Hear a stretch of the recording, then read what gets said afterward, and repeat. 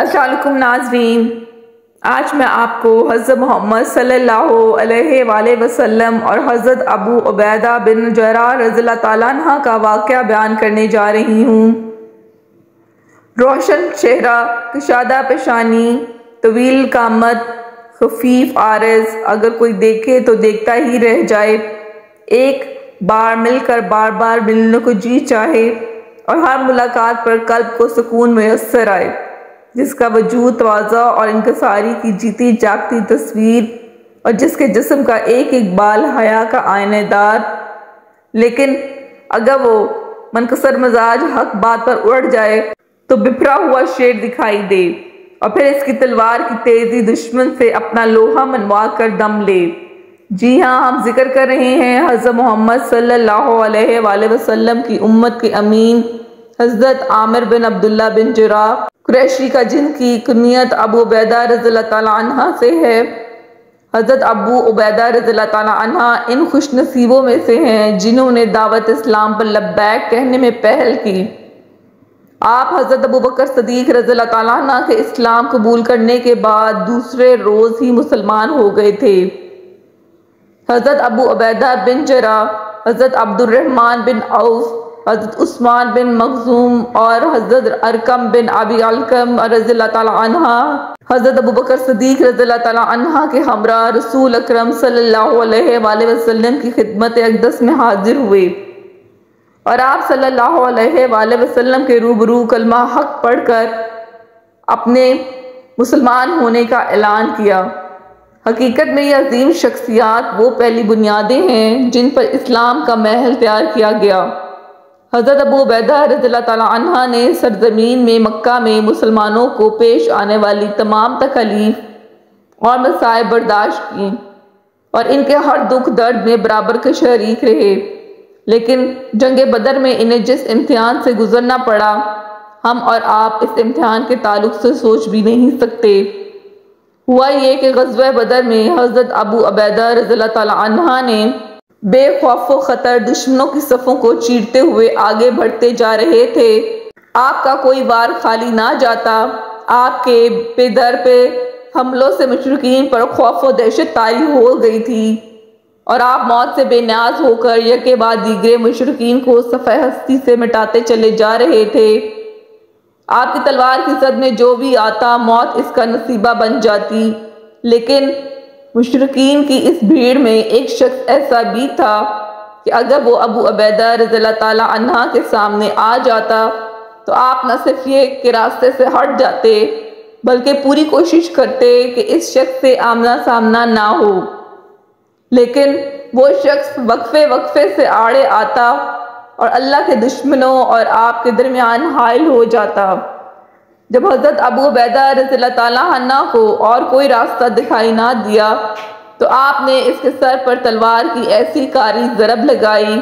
کہ وہ شخص دو ٹکڑوں میں کٹ کر آپ کے سامنے گر گیا۔ آپ اندازہ کر سکتے ہیں کہ یہ کیا قتل ہونے والا شخص کون تھا۔ کیا میں نے آپ سے پہلے نہیں کہا تھا کہ ابو عبیدہ رضی اللہ تعالیٰ عنہ ایک ایسے امتحان سے گزرے ہیں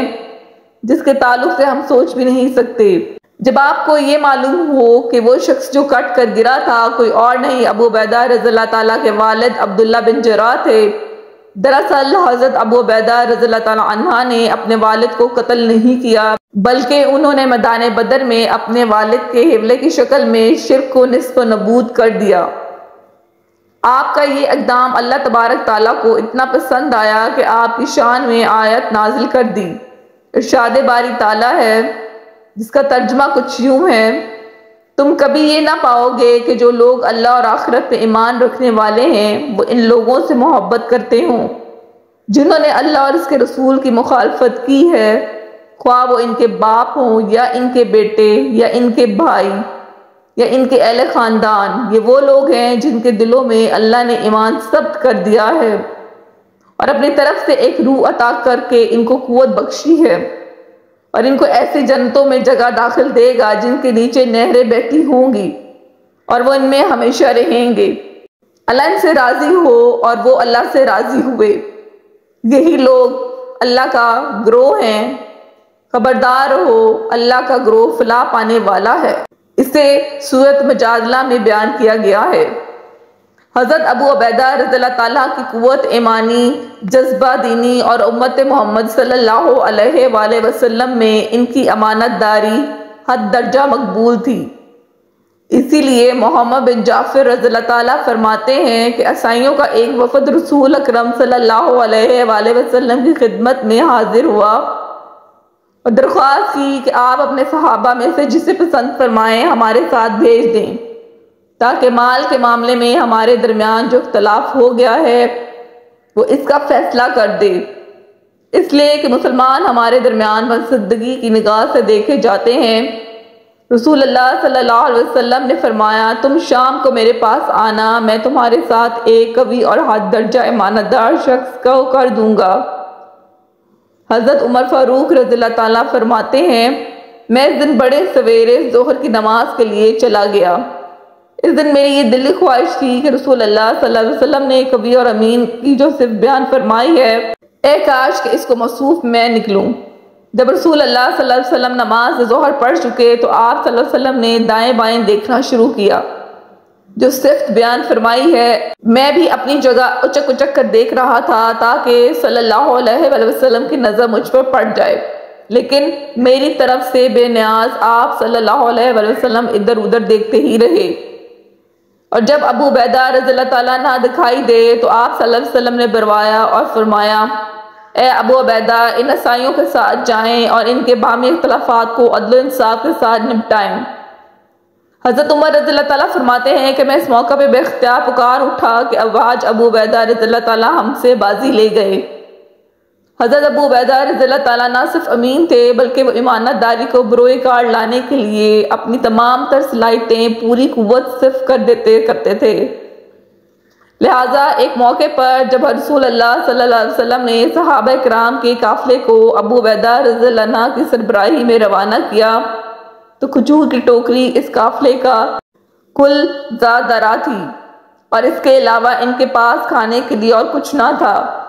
لہٰذا ابو عبیدہ رضی اللہ تعالیٰ عنہ اپنے ہر ایک ساتھی کو روزانہ ایک کھجور دیتے اور وہ اسے چوس کر پانی پی لیتا، گویا پورے دن کی صرف غذا ایک عدد کھجور ہوا کرتی۔ جنگ احد میں جب مسلمانوں کو شکست کا سامنا کرنا پڑا اور مشرکین میں سے ایک بدبخت صدا دے رہا تھا، مجھے بتلاؤ محمد صلی اللہ علیہ وسلم کہاں ہیں، تو اس سخت ترین موقع پر حضرت ابو عبیدہ رضی اللہ تعالیٰ عنہ ان 10 صحابہ کرام رضی اللہ تعالیٰ عنہ میں سے ایک تھے جنہوں نے رسول اللہ صلی اللہ علیہ وآلہ وسلم کو گھیرے میں لے لیا تھا۔ مشرکین کی طرف سے آپ صلی اللہ علیہ وآلہ وسلم کی جانب پھینکے ہوئے والے ہر تیر کو اپنے سینے پر روکتے تھے۔ جب جنگ کا خاتمہ ہوا تو صورتحال یہ تھی کہ آپ صلی اللہ علیہ وسلم کے دانت مبارک شہید ہو چکے تھے، پیشانی مبارک زخمی ہو چکی تھی، اور آپ صلی اللہ علیہ وسلم کے رخسار مبارک میں خود کی 2 کڑیاں پیوست ہو چکی تھیں۔ آپ صلی اللہ علیہ وسلم کی یہ حالت دیکھ کر حضرت ابوبکر صدیق رضی اللہ عنہ تیزی سے آگے بڑھے تاکہ ان دونوں کڑیوں کو نکال سکیں۔ اتنے میں حضرت ابو عبیدہ رضی اللہ تعالیٰ عنہ نے آگے بڑھ کر عرض کی، خدارا اس خدمت کا مجھے موقع دیں۔ آپ کا شوق دیکھ کر حضرت ابوبکر صدیق رضی اللہ تعالیٰ عنہ ایک طرف ہو گئے۔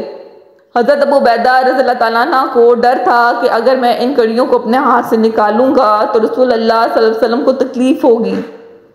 لہٰذا آپ نے اپنے دان سے مضبوطی سے پکڑ کر کھینچا، جس سے ایک کڑی تو کھل گئی لیکن آپ کے دان بھی ٹوٹ گئے۔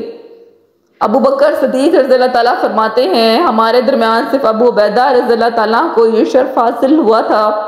کہ انہوں نے اپنے 4 دانت رسول اللہ صلی اللہ علیہ وسلم کو راحت پہنچانے کے لیے شہید کر دیے۔ حضرت ابو عبیدہ رضی اللہ تعالیٰ عنہ تمام غزوات میں رسول اکرم صلی اللہ علیہ وآلہ وسلم کے ساتھ شریک رہے، اور جب آپ صلی اللہ علیہ وآلہ وسلم کی وفات ہو گئی